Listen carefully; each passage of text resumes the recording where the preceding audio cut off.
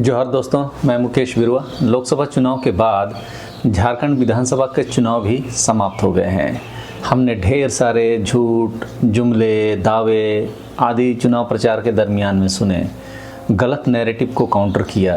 भारत सरकार की jumbo jet team Jharkhand के आदिवासी और मूलवासियों को जिस तरह तथ्यहीन नैरेटिव में उलझाने के लिए लगी रही, फिर भी आप देखेंगे कि इस झारखंड विधानसभा चुनाव में कुछ खास बातें तो हुई है। जैसे झारखंड में 2 चरणों में मतदान हुआ और दोनों चरणों में कहीं भी हिंसा की घटना नहीं हुई और दलों की झड़प या आरोप प्रत्यारोप के कारण एक भी सीट पर पुनर्मतदान की स्थिति नहीं बनी।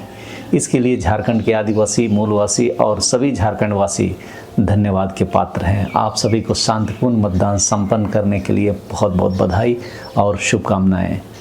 झारखंड की जनता के बिना इतना शांतिपूर्ण मतदान बिल्कुल भी संभव नहीं था। हमने महाराष्ट्र के चुनाव के प्रचार में राजनीतिक पार्टी के नेताओं की गुंडागर्दी और खुलेआम पैसे बांटने की विजुअल सोशल मीडिया में देखा ही है। उत्तर प्रदेश के बाई इलेक्शन में तो पुलिसकर्मियों द्वारा महिला मतदाताओं को पिस्तौल दिखाने की घटना भी वायरल हो रही है। ऐसे में झारखंड में 2 चरणों में मतदान और दोनों में कोई भी हिंसा नहीं हुई, ना कोई झड़प की घटना हुई और ना ही कोई पुनर्मतदान।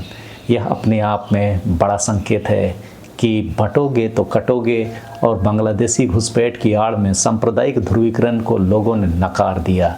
आप सबके लिए तालियां तो बनती है। प्रत्याशी की हार जीत दूसरी बात है, लेकिन झारखंड अपने स्वच्छ मतदान के लिए हमेशा याद रखा जाएगा। इस चुनाव अभियान में कई सारी चीज़ें हमको देखने, सुनने और समझने को मिली। उसे भी मैं चाहता हूँ हम एक दूसरे को साझा करें। वही मैं कुछ बातें आपके सामने रख रहा हूँ। मैं इस संकलन में अपने कुछ सोशल मीडिया साथियों का भी सहयोग ले रहा हूँ। पहली बात तो यह है कि भारतीय जनता पार्टी के लाख कोशिशों के बाद भी हेमंत सोरेन और झामुमो के नेतृत्व की इंडिया गठबंधन की सरकार के विरुद्ध कोई एंटी इनकम्बेंसी नहीं बन पाया। हेमंत सोरेन 5 महीना जेल में रहकर ज़्यादा मजबूत लीडर के रूप में उभरे। कल्पना सोरेन एक ज़बरदस्त नेत्री के रूप में उभरी, जो मौजूदा समय में देश के चुनिंदा महिला नेत्रियों में से एक हो सकती है। उनकी विभिन्न भाषाओं में पकड़ काबिल तारीफ़ है। हिंदी, इंग्लिश, संथाल, बांग्ला, हो आदि भाषाओं में उन्होंने संबंधित क्षेत्रों में भाषण देकर लोगों का दिल जीतने में कोई कमी नहीं छोड़ी। आने वाले समय में कल्पना सोरेन के नेतृत्व को पूरा देश महसूस कर सकता है। इसकी शुरुआत झारखंड विधानसभा चुनाव से हो गई है, ऐसा लगता है। भारतीय जनता पार्टी को क्रॉनिक कैपिटल के पक्ष में और आदिवासी तथा आदिवासियत के विरुद्ध समझा गया। झारखंड के आदिवासियों की चिरपरिचित मांग सरना कोड पर भाजपा की ढुलमुल और नहीं देने की कोशिश को लोगों ने भली भांति समझा और हेमंता बिस्वा शर्मा के द्वारा चाईबासा में सरना कोड देने की बात को सिरे से भाजपा के शीर्ष नेतृत्व ने नकार करके स्पष्ट संदेश दिया कि आदिवासियों को सरना कोड भारतीय जनता पार्टी नहीं देने जा रही है। विभिन्न सोशल मीडिया प्लेटफॉर्म पर भाजपा के पूंजीपतियों के साथ दोस्ती और उन लोगों के साथ मिलकर जल, जंगल और जमीन की लूट की घटनाएं, जैसे कि छत्तीसगढ़ के हसदेव अरण्य में अडानी को कोयला ब्लॉक आवंटित कर हसदेव अरण्य के जंगल और आदिवासियों को बेदखल किया जा रहा है। इस कारण से झारखंड के आदिवासी सहमे हुए नजर आए। इसी कारण से भाजपा को क्रॉनिक कैपिटल के पक्ष में हमेशा देखा गया, ना कि आदिवासी और मूलवासी उनके पक्ष में। भाजपा के साथ होने के कारण आजसू पार्टी को भी आदिवासी और आदिवासियों के विरुद्ध माना गया। भाजपा के साथ होने की वजह से झारखंडी कुर्मियों में भी आजसू पार्टी पर शंका की स्थिति दिखी। यही कारण है कि जयराम महतो कुर्मियों को एक उम्मीद देते नजर आए। एनडीए गठबंधन के दूसरे साथी जदयू और चिराग पासवान की पार्टी का असर बाहरी आबादी तक ही सीमित रहा। इन दोनों पार्टियों में झारखंडी अस्मिता नजर नहीं आई।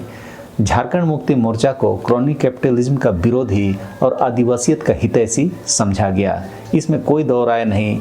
इसी कारण से लोगों की उम्मीद झामुमो से बढ़ी है। झामुमो की भी जिम्मेदारी बनती है कि लोगों की अपेक्षाओं पर खरा उतरने के लिए ठोस रणनीति पर कार्य करे। झामुमो के साथ गठबंधन करके और राहुल गांधी की वजह से कांग्रेस को भी आदिवासियों और आदिवासियत का साथी माना गया। राहुल गांधी आदिवासियों को भाजपा और आरएसएस द्वारा वनवासी कहने पर कठोर आपत्ति दर्ज करते रहे और यह बात आदिवासी भी समझने लगे। इंडिया गठबंधन के CPI-ML को पहले से आदिवासी और आदिवासियों का पक्षधर माना जाता रहा है, जबकि राजद का असर झारखंड में बसे बिहारी पिछड़ी जातियों में ज़्यादा दिखा। जयराम महतो की पार्टी का प्रभाव झारखंडी कुर्मियों तक ही सीमित रहा, जबकि आदिवासी और अन्य झारखंड के समुदायों ने जयराम की पार्टी से दूरी बनाए रखी।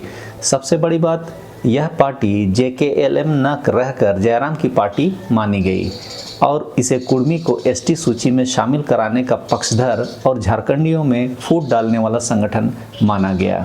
झारखंडी पार्टी होरो और भारत आदिवासी पार्टी आदिवासी और आदिवासियों के पक्ष में भले बातें करती हो, लेकिन झारखंड चुनाव में इन्हें विरोधी और भाजपा के एजेंट के तौर पर देखा गया।